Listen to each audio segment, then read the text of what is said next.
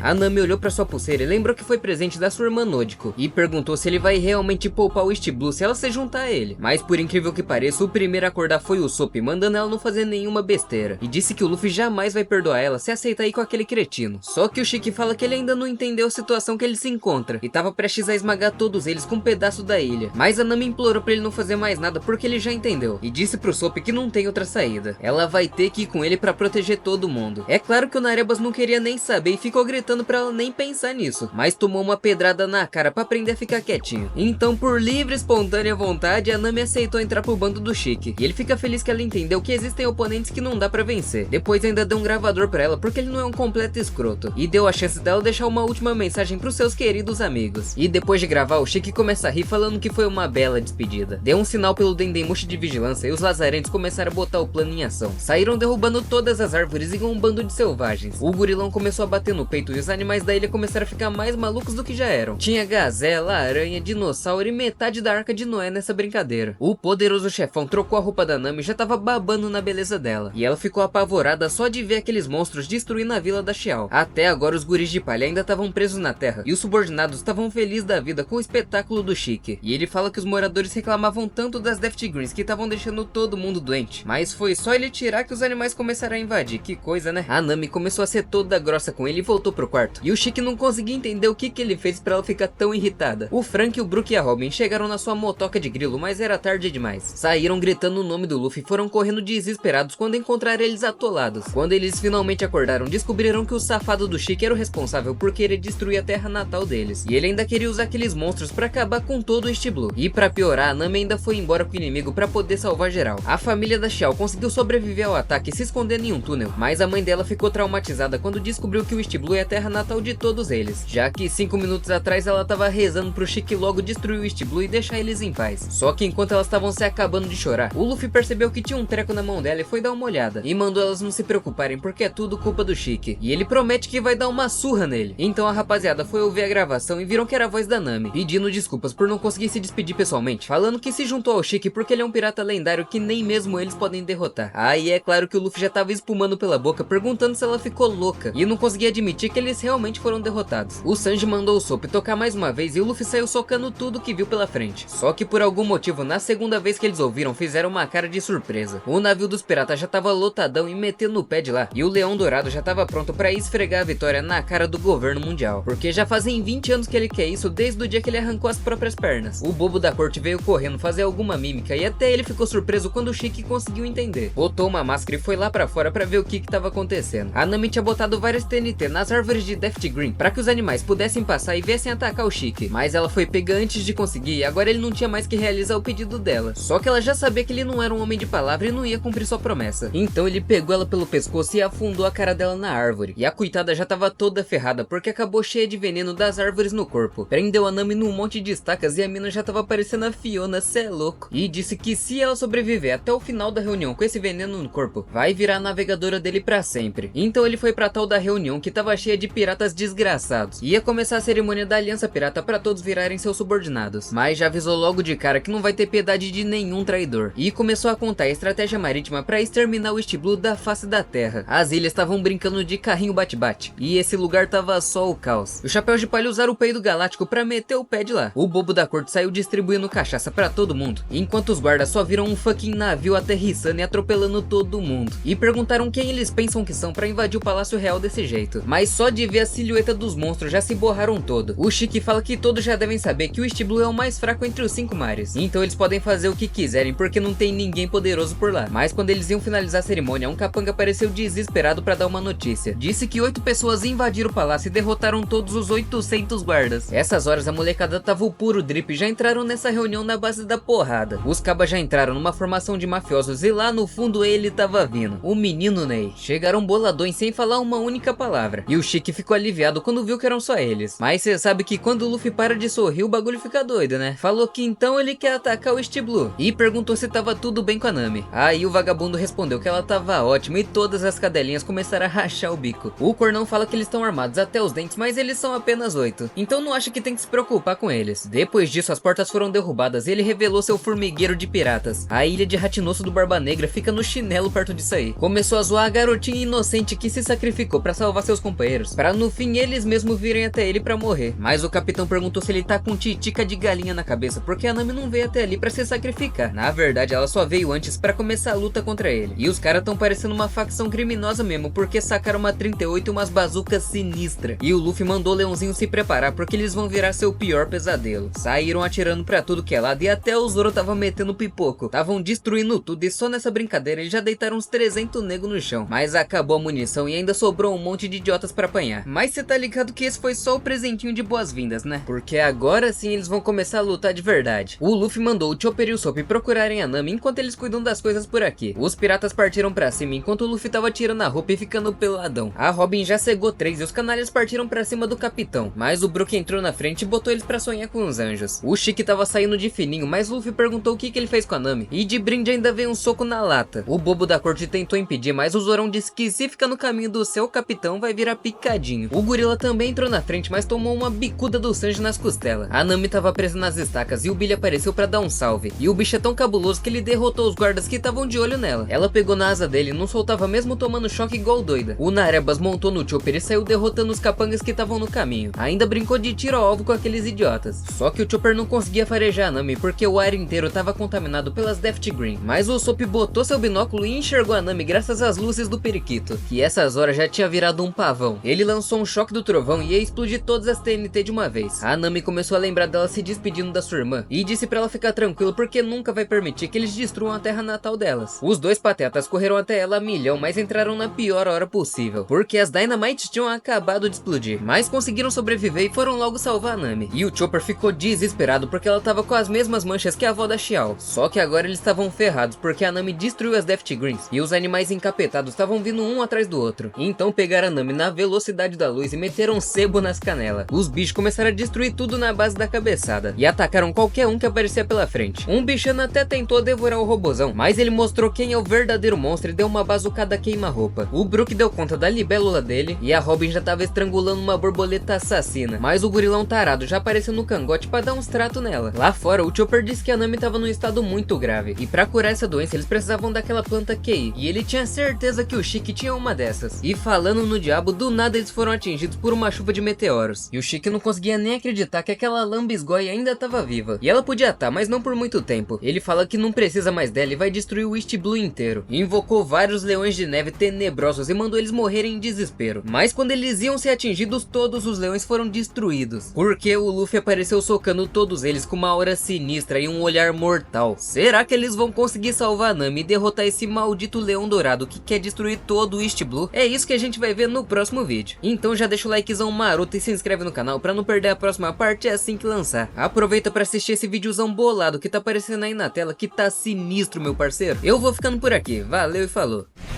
Até a próxima, Luffy. I'm high, looking like this, tell me I'm high.